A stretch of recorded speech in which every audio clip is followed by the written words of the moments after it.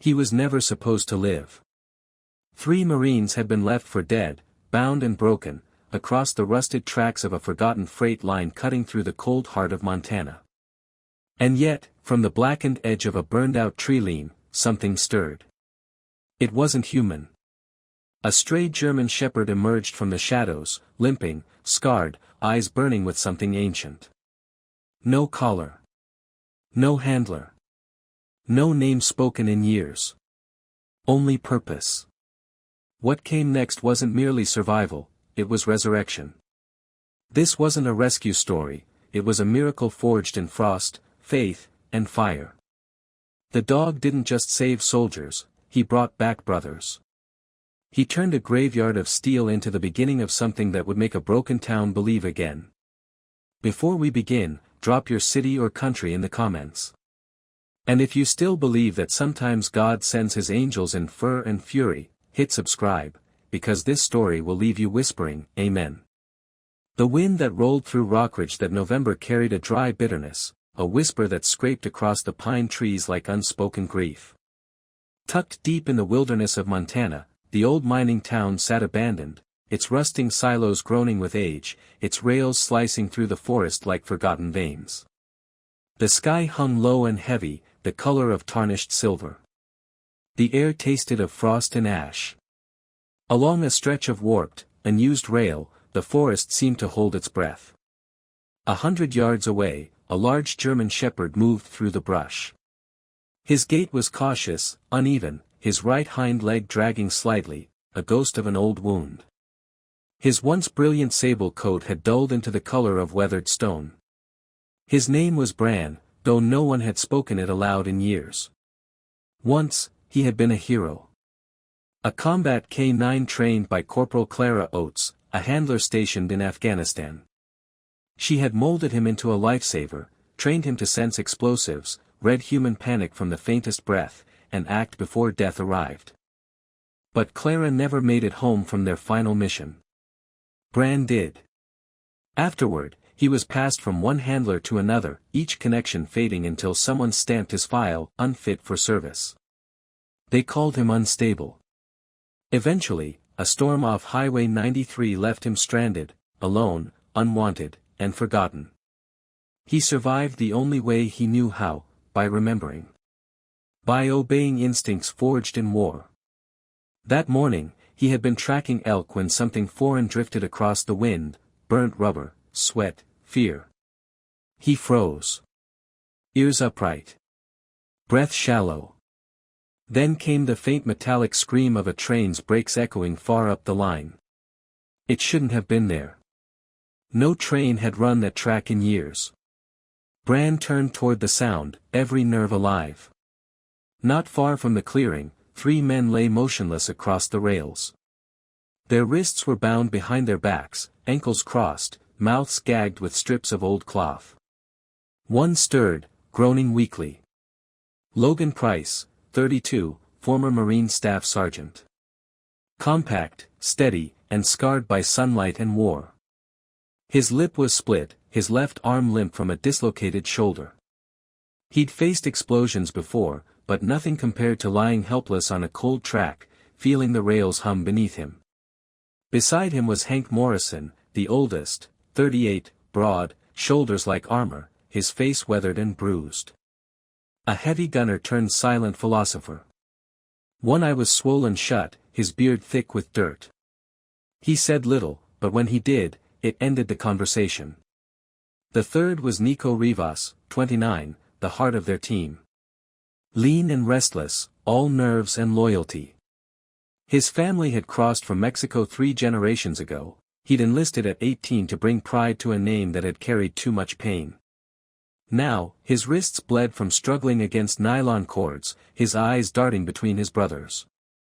They had been running a recon sweep, investigating rumors of illegal movement through the abandoned rail tunnels, but someone had known their route. Someone had been waiting.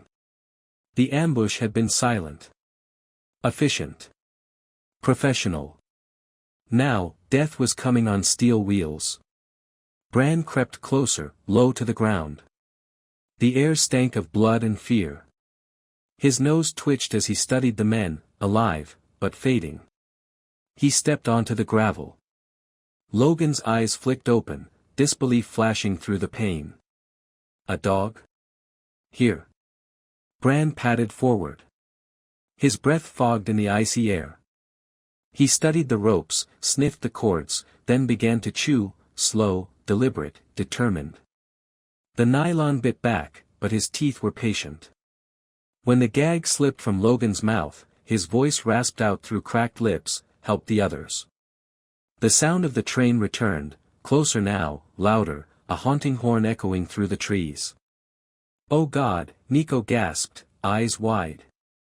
"It's real, it's coming." Bran didn't stop. He tore harder, freeing Logan's hands. Pain shot down Logan's shoulder as he wrenched it back into place with a sickening pop. He swallowed the scream and crawled to Hank. The rails began to tremble beneath them. Seconds left. Bran lunged toward Nico, teeth sawing at the final knots. The headlamp broke the bend, a blazing halo of light less than a mile away. "Move!" Logan shouted, dragging Hank by his collar. "Crawl, Nico. Now!" The men stumbled, legs half dead, the whistle shrieking like a banshee through the valley. Bran barked, a sharp command, and bolted toward the tree line. Logan followed, pulling Hank. Nico stumbled behind, boots catching on gravel. They cleared the far rail just as the freight thundered past, air exploding around them, sound splitting the world in two. Nico collapsed, gasping. Hank leaned against a tree, clutching his ribs. Logan dropped to one knee, staring at the dog that had just snatched them from hell. "Who the hell?" Nico panted. Bran only stood there, eyes dark, chest heaving, watching. Then, without a sound, he turned and disappeared back into the woods. The train vanished into distance, leaving only the echo of what almost was. The forest exhaled. The three men lived, barely. Logan reached out, brushing Bran's fur before the dog vanished entirely. "He's trained," Logan muttered under his breath. "Someone made him that way." "He saved us," Nico whispered. "That dog, he freed you first." "I saw it." Bran paused just once before melting into the brush. His ears twitched, nose to the wind. He could still smell it, danger. Human. Close. Then he was gone. Logan stood, shoulders trembling, eyes scanning the trees. Whoever had tied them there hadn't been amateurs. The knots, the silence, the timing, everything was too clean. They couldn't go back to base. Not yet. Their comms were gone, and their extraction might be compromised. Logan set his jaw. "We move east. Off path. Find cover." Hank nodded grimly. "And the dog?" Logan didn't answer. Because Bran wasn't a question. He was a warning. Bran moved silently through the undergrowth, paws brushing frost and dirt.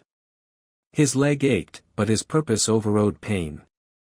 The smell of burning steel lingered, waking ghosts buried deep in his memory, the scent of war, of Clara's voice, of the last order she ever gave him, "Stay." He had obeyed. And lost her. Now, years later, the wind carried something familiar, the same taste of danger and purpose that had once defined him. And Bran, though no one knew it yet, was heading back toward the fire. Night was settling over the forest when the three Marines finally stopped moving. Their breath fogged in the air, and every shadow seemed alive.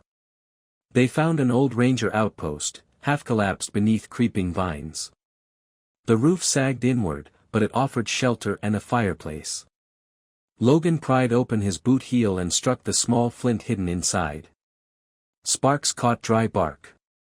A thin flame climbed to life.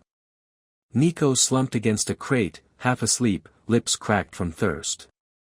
Hank sat on the floor, pressing a torn strip of cloth against his ribs. The room filled with silence, the kind that comes after too much fear. Then, movement in the doorway.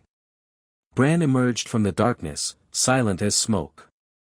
He carried a half-eaten rabbit in his jaws. Dropping it beside the fire, he sat, posture straight, eyes steady. Logan stared at him. "You hunted for us?" Bran didn't move.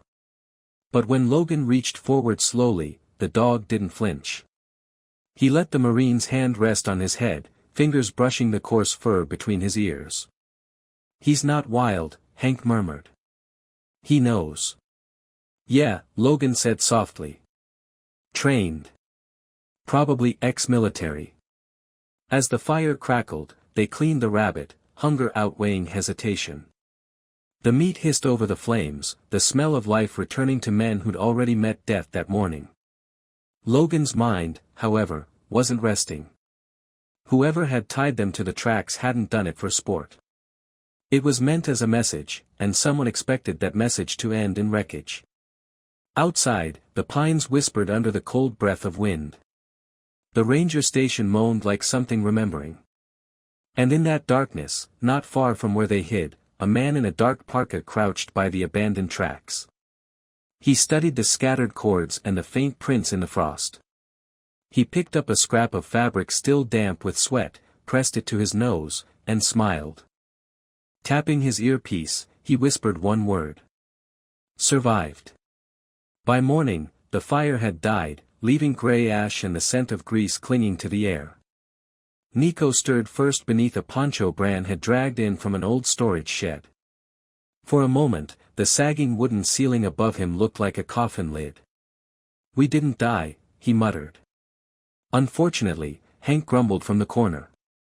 He sat on an overturned crate, breathing shallowly, one eye swollen shut. But his posture remained soldier straight. Logan stood by the doorway, silhouetted against the weak dawn light.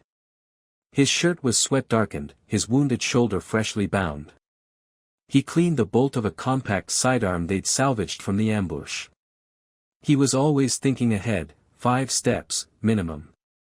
It wasn't habit. It was survival. Bran lay beside the doorway, muzzle resting on his paws. His eyes were open, tracking every sound. He hadn't truly slept. He rarely did. "So," Nico said finally, breaking the tension, "anyone want to talk about how we ended up trussed like Thanksgiving turkeys?" Logan didn't look back. "We were burned." "Intel leak?" Hank asked. "Or gear compromised?" "Could be either. Doesn't matter. We're not going back to base until we know what hit us." Bran suddenly stood, muscles tensing. Without a sound, he stepped outside. Logan followed, motioning for the others. Hank sighed, grabbed his rifle, and limped after them. The forest was half frozen, ground crisp with frost, air so still it seemed to hum. Bran moved ahead, ears flicking, leading them through the trees until the terrain began to rise. At the ridge's crest, the trees opened onto a granite outcrop scarred by time. Logan's boots scraped the stone, and froze. Etched deep into the rock was a triangle enclosed in a circle, weathered but deliberate.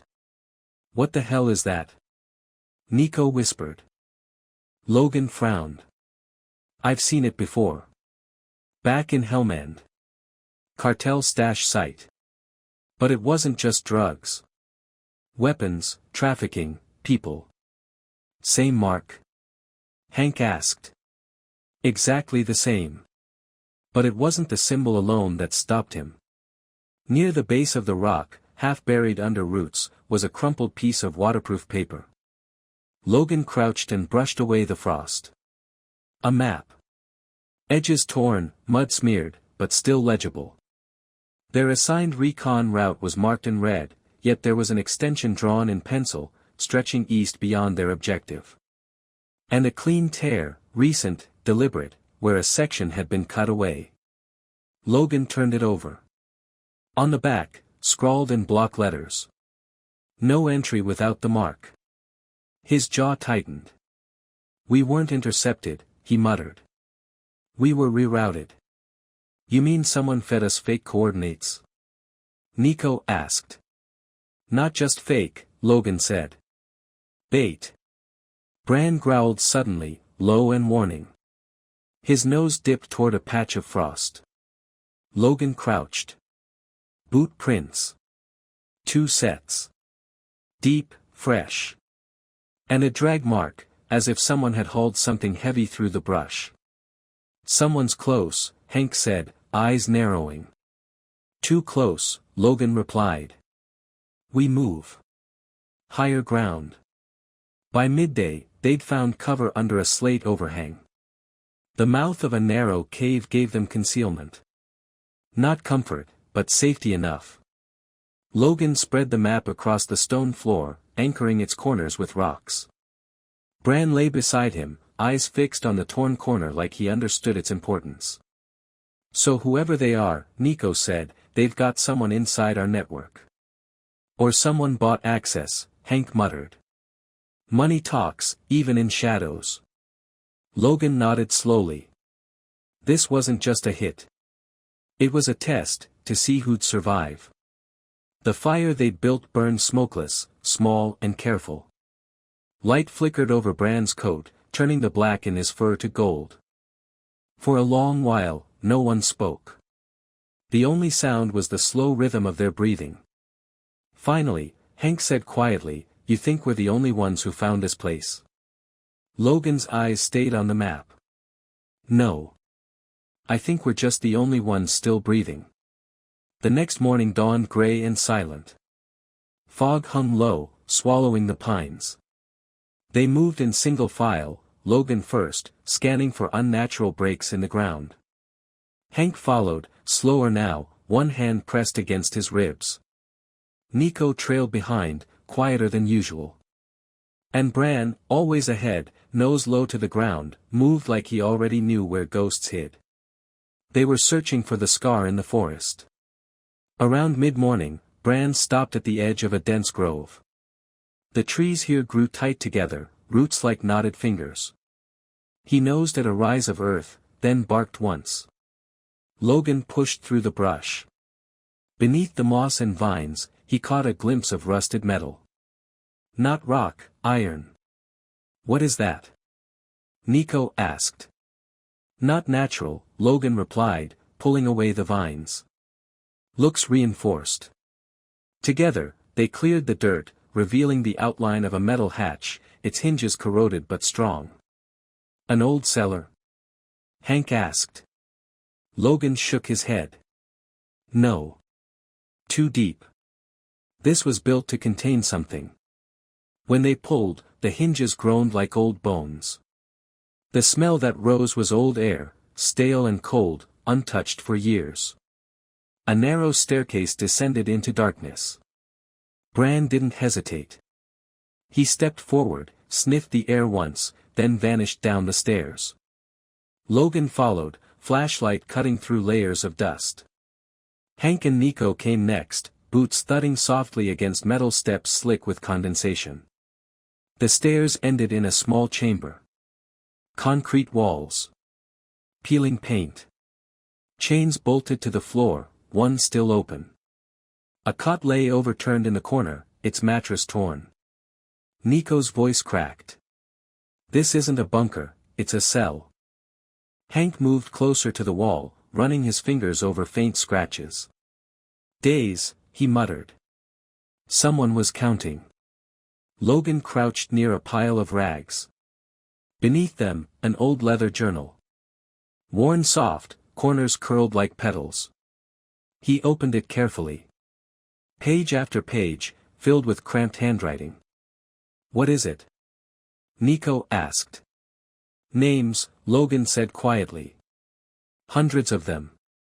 Nico flipped through the pages, eyes scanning until his hand froze. He tapped one line. Maya Morrison. Hank's head snapped up. His jaw clenched.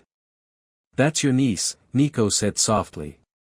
Hank said nothing for a long time. When he finally spoke, his voice was gravel. She disappeared 5 years ago. Everyone thought she ran. Silence wrapped around them like fog. Logan turned to the final pages. Most were blank, except for one smeared with what looked like dried blood. Scrawled across the back cover were 6 words. They said we don't exist. Then Bran growled, low and dangerous. His gaze locked on the stairwell behind them. Logan raised his weapon. The air shifted. A breath. A scrape of gravel. Then came the blast. A shockwave punched the walls inward, throwing all 3 men to the ground. Dust rained from the ceiling. The entrance behind them collapsed, choking the tunnel in smoke. We're trapped. Nico coughed. Logan shook his head, voice firm. No, we find another way. Bran barked once, sprinting to the far wall. He pawed at the concrete, claws scraping until he hit something metallic. A seam. Logan joined him, tearing away grime until a narrow hatch revealed itself. He yanked it open. A tight escape shaft. Barely wide enough for one. They crawled through the dark, scraped, bleeding, but alive, and spilled out into the forest nearly 200 yards from where they'd entered. Logan stood, chest heaving. Whoever built that, he said, knew we were coming. Hank nodded grimly. And they didn't plan for us to leave. High above the tree lean, a woman knelt beside a spotting scope. Her name was Kendra Vale, former intelligence analyst, late 30s, tall and angular, her black hair cropped short beneath a hood. Her face was carved by sleepless nights and secrets that had never seen daylight. She watched the 3 Marines and the dog emerge from the hidden tunnel through her scope, eyes narrowing as the hatch closed behind them. She pressed a finger to the mic clipped to her collar. Contact made, she whispered. Subjects still operational.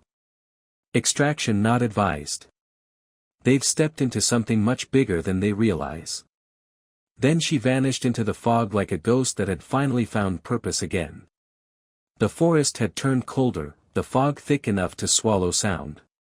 Logan led the way, Nico and Hank close behind, with Bran moving just ahead, nose low, tail straight, scanning every direction like a living radar. 2 hours had passed since the explosion. Their clothes still carried the scent of dust and smoke, their lungs raw from the blast. Bran suddenly slowed, circling a patch of ground 3 times before sitting stiffly at the base of a large split boulder. Without warning, he lunged forward and disappeared into the brush. Bran! Logan hissed and pushed through after him. The others followed, thorns tearing at their sleeves, the ground sloping sharply downward until the forest floor gave way to a narrow hidden path, packed clay, scattered stone, almost invisible unless you knew where to look. Where the hell is he taking us? Hank muttered. Wherever he remembers, Logan said. His voice was low, measured. He glanced at the dog, whose every step seemed deliberate, guided not by instinct alone but by memory, something deeper, older. For a moment, Logan's own memories flickered, his first deployment, the man who taught him everything about leadership, Sergeant First Class Jordan Weller. Stocky, blunt, with a crooked grin that could disarm fear faster than a weapon. Weller's words echoed in his mind. If your gut says one thing and your brother's gut says another, trust his, even if that brother's got paws. Logan exhaled. Let him lead. The trail narrowed to a low, uneven corridor. Roots hung down like ribs, brushing their shoulders. Bran stopped suddenly and began pawing at a wall of stone. A faint metallic sound followed, the scrape of hinge against rock. Together, the men pushed. The slab shifted inward with a deep groan, revealing a vast hollow beyond. It wasn't a tunnel. It was a chamber, an old mining complex, carved into the earth and forgotten by time. Beams sagged across the ceiling, rusted pipes crawled along the walls, and water dripped somewhere in the dark. The smell hit them first, damp air tinged with metal and something sterile. Not rot, maintenance. This place hadn't been abandoned. It had been used.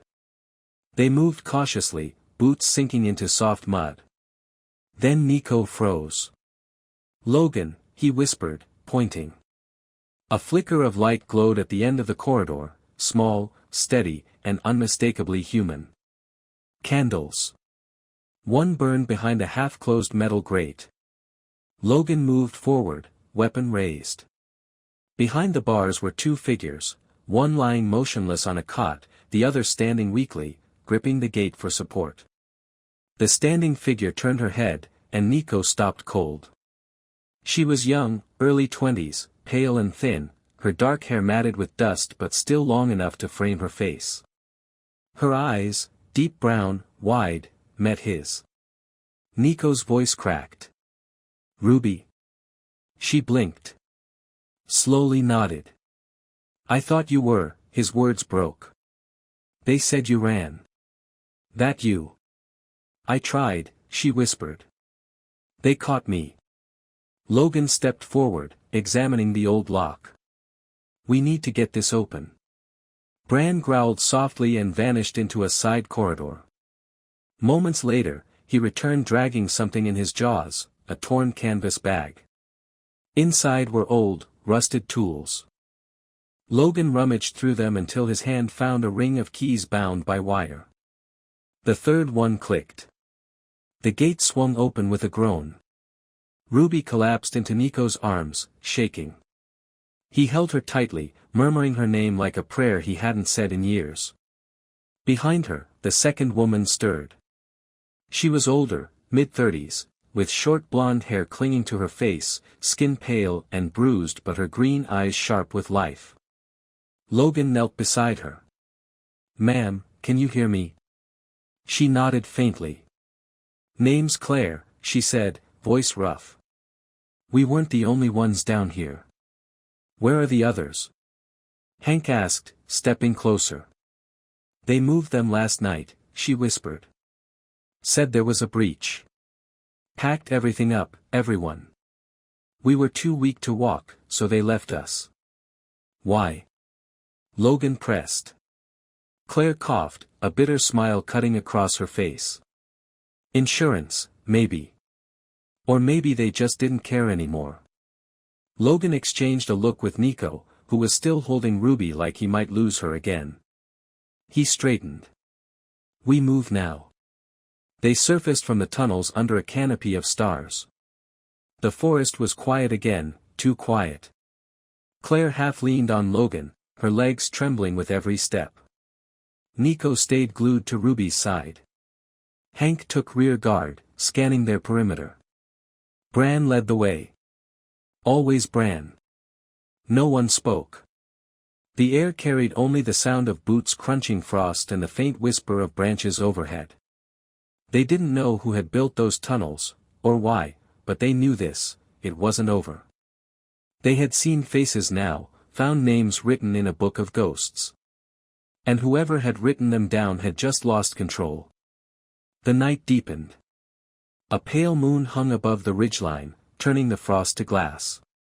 Logan's breath came in sharp bursts as he knelt beside a cedar tree scarred with old Ranger carvings. He pulled a small encrypted comms unit from his pocket, a relic from training drills he'd once run with Weller years ago. Hidden caches, forgotten frequencies, all still burned into his memory. He flipped the switch. Static hissed. "Come on," he muttered. Then, a tone. "Alpha 6, a voice crackled through. This is Iron Hawk. Authenticate." Logan's fingers flew over the keypad. Code 7, Gulf 904. Priority extract, 5 personnel. Sector Bravo 7 Sierra. A pause. Then, confirmed. ETA 90 minutes. Maintain low profile. Flare on arrival. Logan clicked off the unit and turned toward the clearing. "We've got a ride." Nico wrapped a thermal blanket around Ruby's shoulders. Her skin was pale beneath the silver light, but there was strength in her posture now. Claire drank slowly from a canteen, her hands trembling less with every swallow. Hank stood apart, facing the tree lean. His shoulders were stiff, his silence heavier than usual. Logan noticed. "You good?" he asked quietly. Hank didn't turn. "I saw a face when we were pulling out of the tunnels," he said finally. "The one giving orders." Who? Grant, Hank said. Corporal Grant. 1st Recon. Fallujah. He saved my life, twice. Logan's jaw tightened. And now? Now he's guarding prisoners in a hole under Montana. They stood in silence. The truth hung between them like smoke. Hank exhaled through his nose. He always said the system failed men like us. That one day he'd stop following orders that didn't make sense. Logan nodded slowly. Doesn't excuse it. No, Hank said quietly. But it makes it harder. They moved out just after full dark, following a narrow trail through the frost. The old sawmill clearing lay just beyond the ridge, a flat stretch of ground still fit for landing. Bran's movements became sharper, faster. He knew they weren't safe yet. Halfway there, Logan raised a hand. Stop. Footsteps. Heavy. Close. A flashlight beam swept through the trees, cutting white through the dark. Patrol. Logan crouched low, signaling the others to cover Ruby and Claire. Hank drew his weapon but didn't fire. Then Bran moved. He didn't bark. Didn't growl. Just launched from the shadows, a silent storm of muscle and teeth. The man didn't even scream. There was a single thud, then silence. Logan approached, gun raised. The man lay sprawled in the dirt, breath ragged, eyes wild.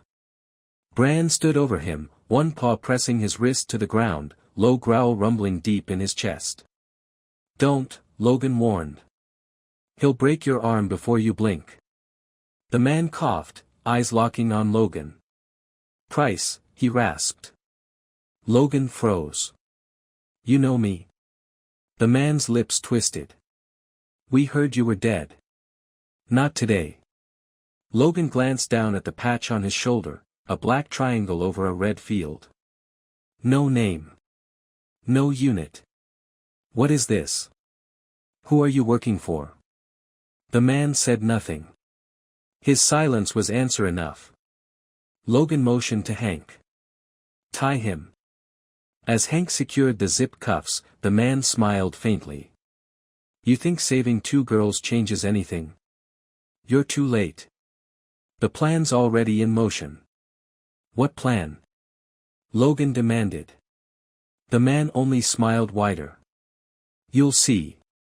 They reached the clearing just as the distant rumble of rotor blades cut through the night. A black helicopter descended low, the downwash scattering snow and dead leaves in violent circles. 2 medics jumped out, one tending to Ruby, the other to Claire. Hank shoved their captive into the rear bay. Bran leapt aboard on his own. Logan stood at the edge of the clearing, scanning the tree line one last time. Nothing moved.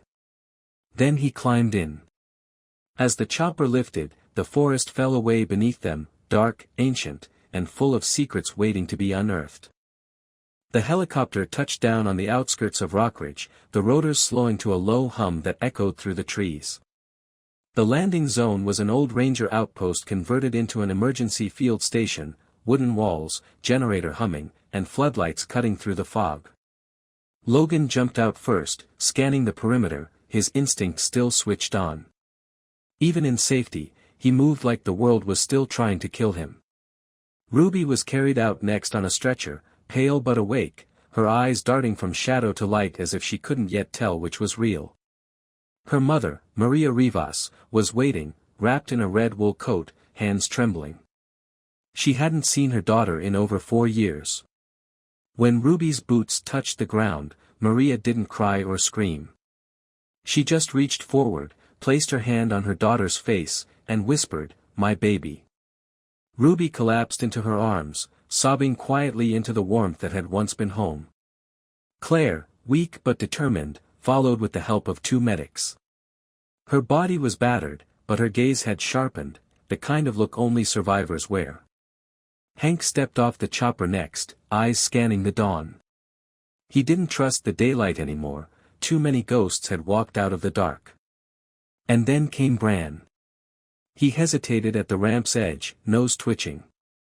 The cold morning air carried familiar scents, pine, dust, and the faint memory of the place where he'd once been abandoned. He took one slow step forward, his limp slight but noticeable, and walked onto solid ground. Hours later, the survivors gathered inside the ranger station.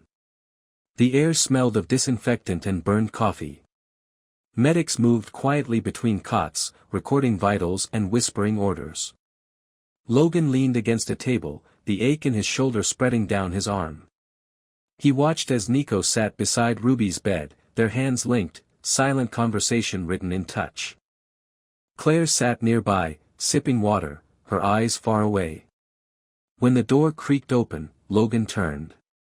Kendra Vale stood there, her hood pulled down, the faintest trace of exhaustion softening her sharp features. "I heard you made it out," she said quietly.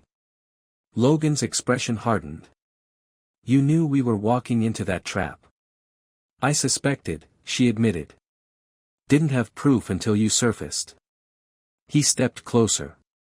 "Then start talking." Kendra exhaled, running a hand through her hair. "The group you stumbled into, they're not new. They've been operating under half a dozen names for years. Movement of people. Weapons. Data. They hide behind humanitarian fronts. You exposed one of their ghost routes. And the tunnels?" Logan asked. She nodded. "Decommissioned by the military in the 70s. Someone repurposed them. Your unit was supposed to map them for potential smuggling lines, right?" "Right," Logan said. "Except the coordinates you were given didn't come from command," Kendra added. "They came from inside the group itself. They wanted to see who would survive contact." Logan's jaw flexed. "We weren't targets. We were test subjects." "Exactly." Behind them, Bran lifted his head, ears twitching at a faint sound outside. He growled low, just once, and then settled again, eyes fixed on the door. Kendra glanced down at him. "You should know," she said softly, "that dog's been on my radar for years. Military records flagged him as decommissioned, but his handler, Clara Oates, filed one last report before she died. She wrote, 'If he ever comes home, follow him. He'll lead you to the truth.'" Logan looked down at Bran, then back at Kendra. Guess she was right. That evening, Logan stood outside the station watching the sun dip behind the ridges. Snow flurries drifted like ash. Nico approached, hands buried in his jacket. "Ruby's stable," he said. "Docs think she'll make a full recovery." Logan nodded, relief soft but visible. "And Claire? She's strong. Been talking to the feds about giving testimony. Says she's ready to name names." Logan's gaze shifted toward the horizon. "Good. Because we're not done." Nico frowned. "You mean Caleb?" Logan nodded. Claire mentioned him, the man who gave orders. Always wore civvies. No comms. No trace. If we find him, we find the head of this thing. And then? Then we cut it off. 2 hours later, they rolled through the northern tree line in an unmarked jeep. The intel from Kendra had been precise: a hunter's cabin, buried in the woods, no power, no movement, but still warm inside according to drone heat scans. As they approached, Bran's ears flicked forward. He trotted low to the ground, muscles coiled. Logan raised a fist. "Positions." Hank flanked left, Nico moved right. Through the frost-fogged window, a silhouette shifted. Logan stepped into view, voice calm but edged. "Caleb Dorn. Step out. We know who you are." The door creaked open. A man in his early 50s stepped out, broad, scarred, salt and pepper hair slicked back. His eyes were red, calculating. "You've been busy," Caleb said, smiling faintly. "So have you," Logan replied. "Difference is, we save lives." "Do you?" Caleb asked.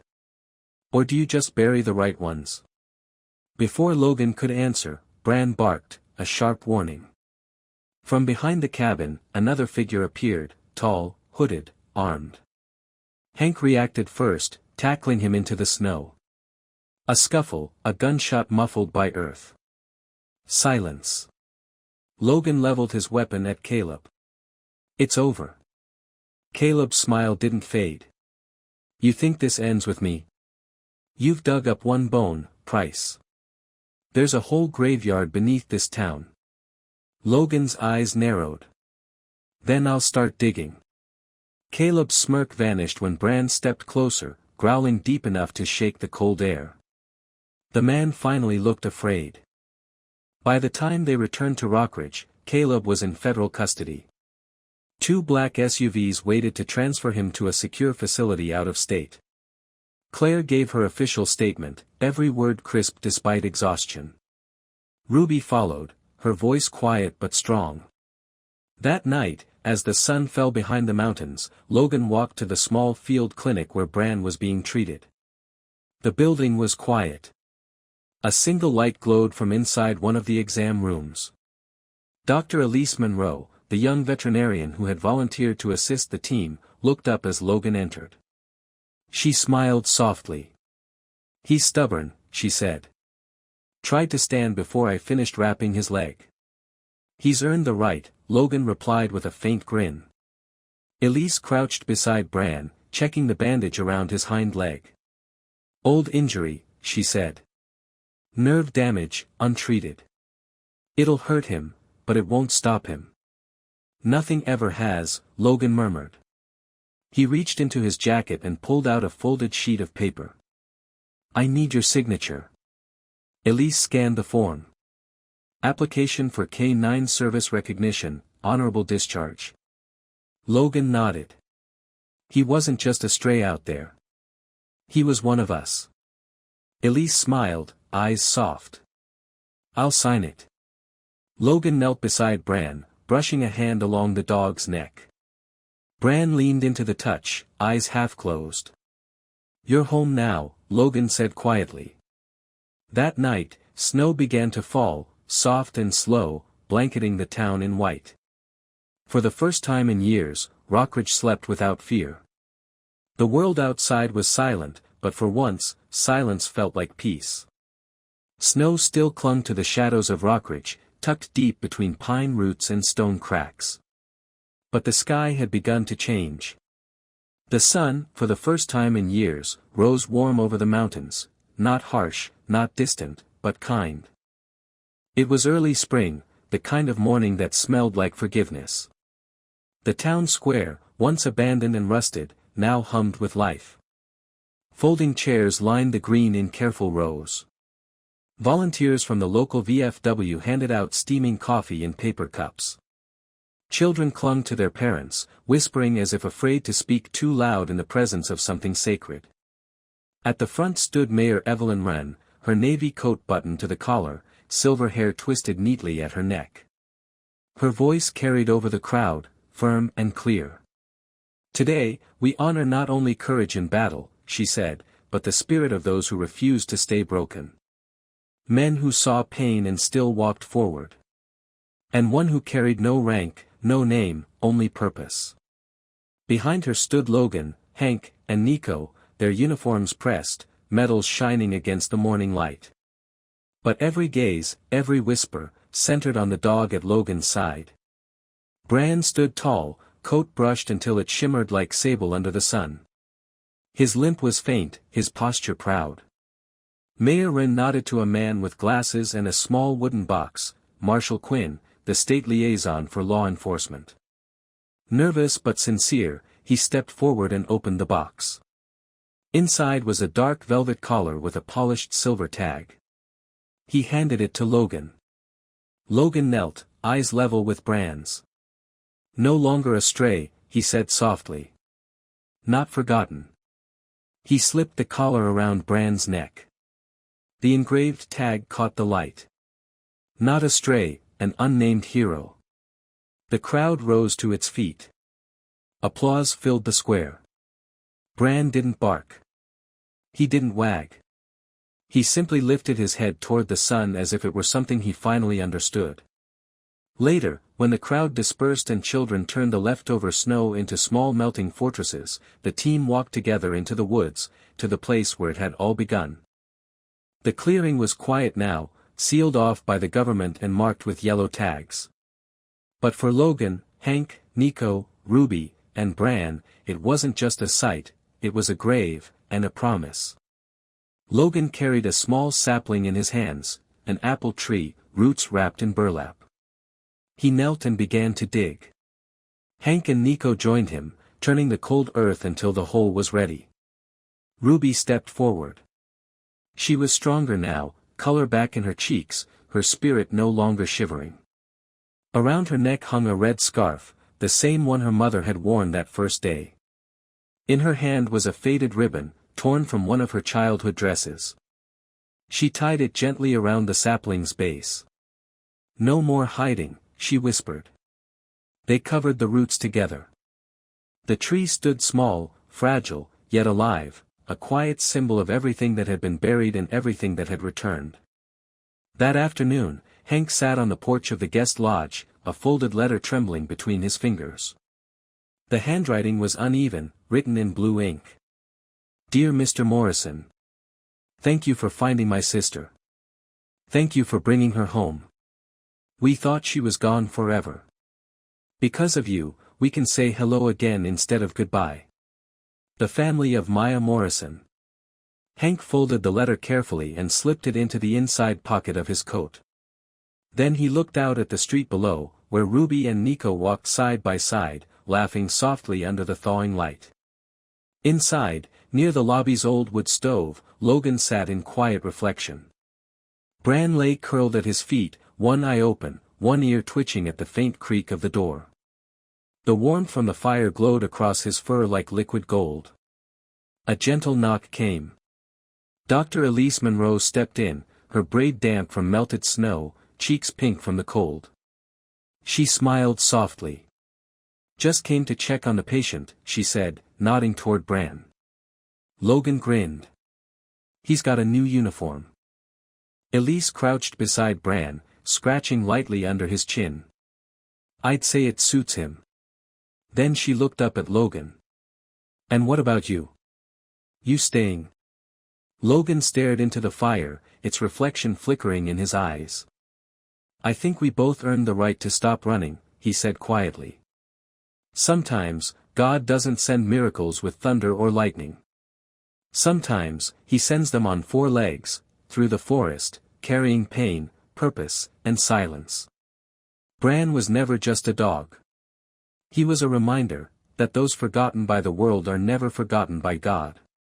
That healing doesn't always roar, sometimes, it limps but keeps walking. This story isn't just about courage under fire or strength in battle.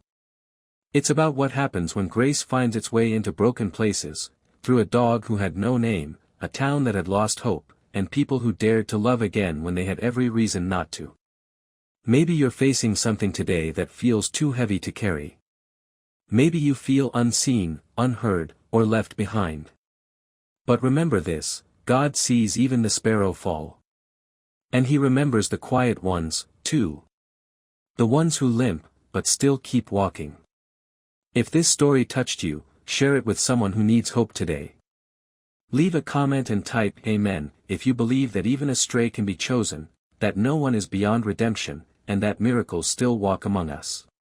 And may God bless you and your family, wherever you are.